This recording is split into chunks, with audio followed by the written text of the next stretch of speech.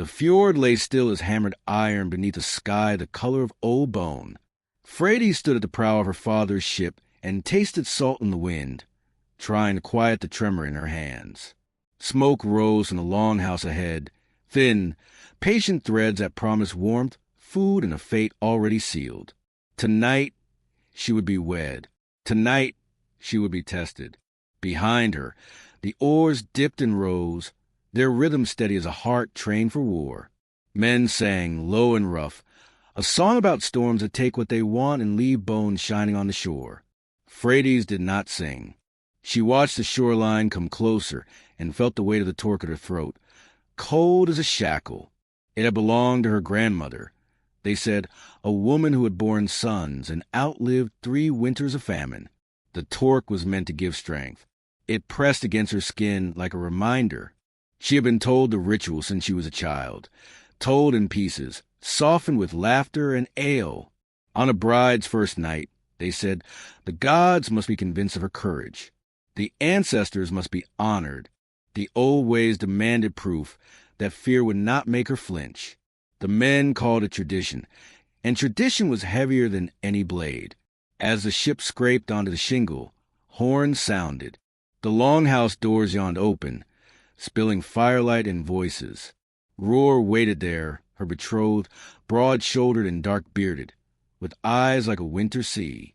He had not chosen her. Neither had she chosen him. Their fathers had struck hands over a board and called it peace. Daughter, her father murmured, helping her down. His grip lingered too long on her arm. He did not meet her eyes. Walk proud. Pride was a luxury for those with choices. Frady's lifted her chin and walked. Inside, the longhouse roared with life. Shields lined the walls, their painted beasts leaping in the firelight. The hearth crackled, spitting sparks that smelled of pine and fat. Women pressed cups into her hands, their smiles tight. Old men nodded, appraising, as if she were a horse brought to market. Somewhere a child laughed, high and piercing. The skald's voice cut through the din, recounting deeds of blood and glory. Frady's listened without hearing, her gaze drawn to the far end of the hall where the high seat loomed. Above it hung the carved faces of gods and dead kings. Their eyes seemed to follow her. The ceremony passed in a blur of words and gestures. Hands were joined. Oaths were sworn. The hammer of Thor was raised and lowered over their heads, its shadow crossing her eyes like an eclipse. When the cheers rose, they struck her like a wave. Ale splashed. Roar leaned close, his breath warm. "It will be done," he said softly, as if offering comfort. She did not know what he meant. When the feasting had burned itself into embers and the songs had grown sloppy, the women came for her. They were older, most of them, wives with lines etched deep by smoke and sorrow. They led her away from the hearth, down a narrow passage where the air turned cool and smelled of earth. Frady's heart hammered so loud she was sure they could hear it. They undressed her without ceremony, fingers efficient, unkind. Her wool dress was lifted away, her shift loosened. The torque was left in place. For courage, one woman said, not unkindly. They painted her palms with ash and salt, marking her with the signs of protection and trial. Another tied her hair back with a strip of red cloth. "Blood remembers," she whispered. Frady swallowed. "Is it true?" The question slipped out before she could stop it. The women exchanged glances. "It has always been," said the eldest. Her eyes were pale as lichen. "What endures is what we endure." They led her to the edge of the longhouse, to a door she had never noticed before. It opened onto darkness and the sound of water moving over stone. Outside, torches flared to life, one by one, forming a path. The night air was sharp, biting through her skin. At the end of the path stood the old stones, upright slabs slick with moss, older than any name. The elders waited there, cloaks heavy, faces stern. Between the stones lay a shallow basin fed by a trickle from a hill. The water gleamed black. The skald raised a staff. "Before the gods and the dead," he intoned, "the bride will show her mettle." She will not cry out. She will not turn back. Freydis felt the world narrow to the sound of her own breath. She thought of her mother's hands braiding her hair as a child. She thought of the sea in summer, warm and forgiving. She thought of all the women who had stood here before her, their names lost, their courage demanded and then forgotten. The eldest woman stepped forward and took Freydis' hands, turning her palms up. "Remember," she said quietly, "fear is a fire. It can burn you or it can light the way." The torches flickered. The water stirred. Freydis took one step toward the stones, then another, and felt the night close around her like a hell breath. The water was colder than death. Freydis gasped as her bare feet touched the basin, but she crushed the sound in her throat before it could escape. The cold climbed her legs like a living thing, biting, numbing, stealing breath and thought. Around her, the elders watched in absolute stillness, their faces carved from judgment and memory. This was not a test meant to be survived comfortably. It was meant to be endured. "Stand," the Skald commanded. She did. The water rose to her knees, then her thighs, black and glistening, reflecting the torchlight in broken shards. Her muscles screamed, instinct begging her to flee, but the weight of 100 generations pressed her down. She would not be the one who broke the chain. From the darkness beyond the stones, chanting began, low, rhythmic, ancient. Names of gods rolled through the night. Frey for fertility, Odin for wisdom, Hel for the dead who watched unseen. Each name felt like a hand placed on her shoulders. Pushing, a woman stepped forward, carrying a carved horn filled with something thick and dark. She dipped her fingers into it and smeared the substance across Freydis' brow. Blood, still warm. "For life," the woman said. Another followed, pressing a flat stone against Freydis' chest until the cold made her shudder. "For endurance." Then came the blade. It was small, ceremonial, its edge dulled by time, but still capable of pain. The Skald held it up for all to see. "A bride must know the taste of sacrifice," he said, "as all do who share a hearth." Freydis locked her jaw. The blade kissed her palm. A sharp sting flared, bright and precise. Blood welled, slipping between her fingers into the dark water below. The pain tried to pull a cry from her lungs, but she swallowed it whole, focusing on the red cloth binding her hair, on the torque biting into her collarbone, on the steady beat of her heart. Silence was a law. Silence was survival. The water rippled, red threads spreading and vanishing. The elders watched closely, waiting for weakness. None came. Minutes stretched. The cold gnawed deeper, turning pain into numbness, numbness into something far worse, a drifting detachment where fear and resolve tangled together. Freydis felt herself sway and force her knees to lock. She would not fall. To fall was failure. From somewhere beyond the torches, a horn sounded, long and low. The chanting ceased. The eldest woman approached again, her boots splashing softly at the basin's edge. She studied Freydis' face with a gaze that felt like a blade stripping skin from bone. "She stands," the woman said, "but the gods have not yet answered." Another elder replied. A murmur rippled through the gathered crowd. Freydis felt like a tremor beneath her feet. This was the part they had never explained fully. This was the part spoken of in half-phrases and warnings.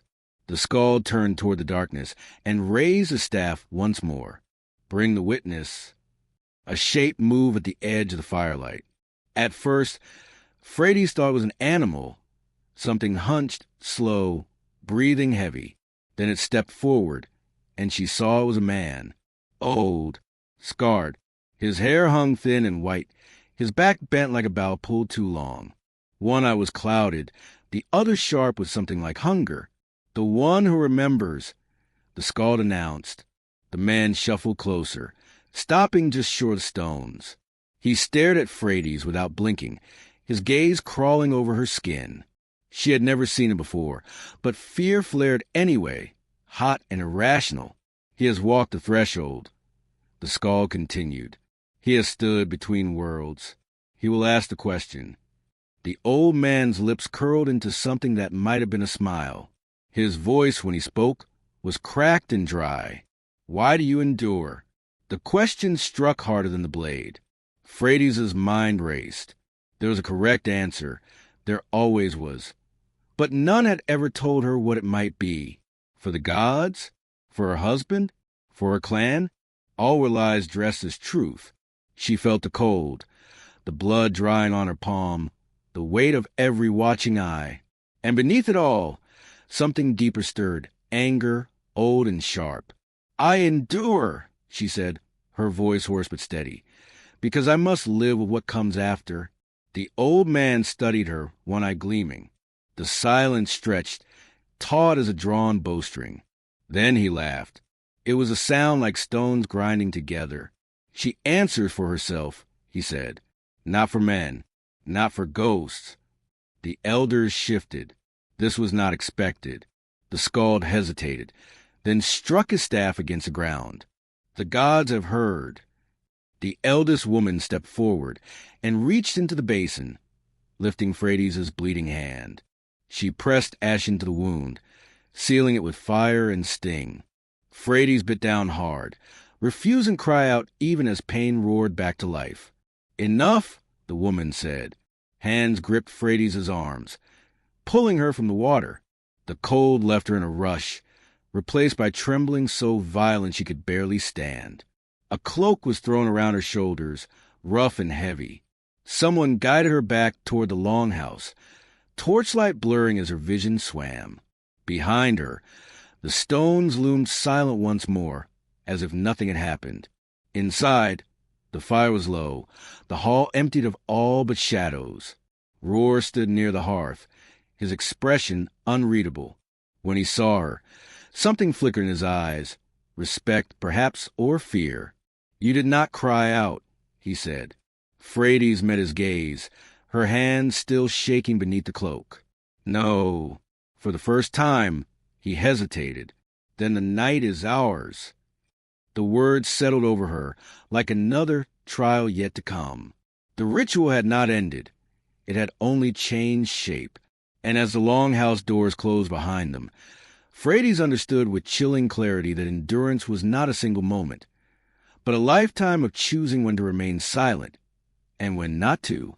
The marriage bed waited in the far chamber, framed by carved posts darkened by age and smoke. Animal skins were layered thick upon it, their musky warmth rising to meet Freydis as she was guided inside. The door closed behind them with a dull thud, shutting out the hall, the elders, the gods, or so it was meant to seem. A single oil lamp burned, its flame wavering. Shadows clung to the walls like listening things. Roar removed his cloak slowly, as though every movement required careful thought. He was not drunk. Freydis realized with a start that somehow frightened her more. Drunkenness could be blamed. Sobriety meant intention. You stood the stones, he said again, not as praise this time, but as acknowledgement. Many do not. Freydis pulled the cloak tighter around herself, the wool scraping her chilled skin. Her body still shook, though the cold had long since left her bones. They were not given a choice. Roar's mouth tightened. He sat on the edge of the bed, elbows on his knees, hands clasped. For a moment, he looked older than she had ever seen him. Older than the man who had raided coasts and returned singing. My first wife cried out, he said abruptly. The word struck her like a slap. Freydis did not speak. They dragged her from the water, he continued. Said the gods had turned their faces from her, from us. His jaw flexed. She lived, but she was never the same in the eyes of the clan. Nor was I. Freydis felt a cold anger coil in her chest. And what did the gods think of that? Roar looked up sharply. Careful. Why? Her voice surprised her with its steadiness. The gods were not in the basin. Only people were. Silence filled the room, thick and dangerous. The lamp hissed softly. Roar studied her, as if seeing her for the first time. You speak boldly for a bride. You chose a woman who endured, she replied. This is what endurance sounds like. He exhaled slowly. The ritual does not end at the stones. I know. Her fingers brushed the torque at her throat. They said the night belongs to you. They say many things. He rose, towering over her, but did not touch her. There is another part, one fewer speak of, the witnessing. Her stomach twisted. Witnessing? The marriage must be proven, he said. To the ancestors, to the clan. His eyes flicked to the door. Someone listens. Always. Frades felt something inside her crack, not break, but split open, letting light and fury pour through. So even here, there is no privacy, no mercy. This is the way, Roar said, but the words lack conviction. Frades stepped closer until only inches separated them. She could smell smoke and iron on him, the scent of a man shaped by the same world that demanded her silence. Your world survives because women endure it, she said quietly. But endurance is not the same as consent. His breath hitched. For a long moment, neither moved. Finally, Roar turned away. He crossed the room and lifted a carved wooden figure from a shelf, an ancestor idol, its features worn smooth by generations of hands. He placed it face down. No one will witness, he said. Frades stared at him. You would defy them? I already have, he replied. By listening. The tension in her body did not vanish, but it shifted, becoming something sharper, more dangerous. Hope. They lay on the bed with space between them, the lamp casting a thin line of light across the furs. The night stretched on, heavy with unspoken truths. Outside, the longhouse creaked and settled, as if breathing. Why do they do it? Frades asked at last. The stones, the blood, the silence. Roar's voice was low. Because fear binds people more tightly than love. A woman who survives terror is less likely to leave. A man who witnesses it is less likely to question it. The honesty of the answer stole her breath. My mother told me courage was obedience, Frades said. Tonight, I learned it can be something else. Roar turned his head to look at her. If you speak like this beyond these walls, they will punish you. She met his gaze without flinching. If no one ever speaks, nothing ends. The oil in the lamp sputtered, flame shrinking. In the dimness, Frades felt the weight of all that lay ahead, the children she might bear, the choices she would be denied, the small rebellions that would cost her dearly. But she also felt something new, the knowledge that the ritual's greatest power was not the cold water or the blade, but the belief that it could not be changed. When dawn crept through the smoke hole, pale and tentative, Frades rose from the bed and dressed herself. She wrapped the cloak around her shoulders and straightened, the torque catching the light. Outside this chamber, the world would expect a silent, grateful wife. It would expect her fear to have carved her into obedience. She stepped toward the door with her head high, already planning which parts of the night she would remember, and which parts she would refuse to pass on. The stones had tested her body. Now the hearth would test her resolve. Morning spread to the longhouse like a rumor, slow, cautious, unavoidable. Smoke drifted lazily beneath the rafters as embers were coaxed back to life. Frades stepped into the hall with measured calm, every sense sharpened. Conversations faltered as she passed. Eyes followed her, not with celebration, but calculation. She felt it immediately. Survival had earned her a place, but not safety. The women approached first. They examined her hands, the sealed cut in her palm, the ash still clinging to her skin. Approval flickered across a few faces, envy across others. The eldest woman nodded once. The gods were satisfied. Frades held her gaze. The gods were silent. A ripple of unease passed through the group. Silence, when named, lost some of its power. By midday, the men gathered outside near the stones. Tradition demanded that the bride and groom offer thanks where fear had been tested. Frades walked beside Roar, her stride steady. The basin lay empty now, water drained away, as if the earth itself wished to forget what it had held. The skull began the closing rite, voice rising with practiced certainty. The bride endured. The bond is sealed. Thus it has been. Thus it shall be. Has it? Frady spoke before fear could stop her.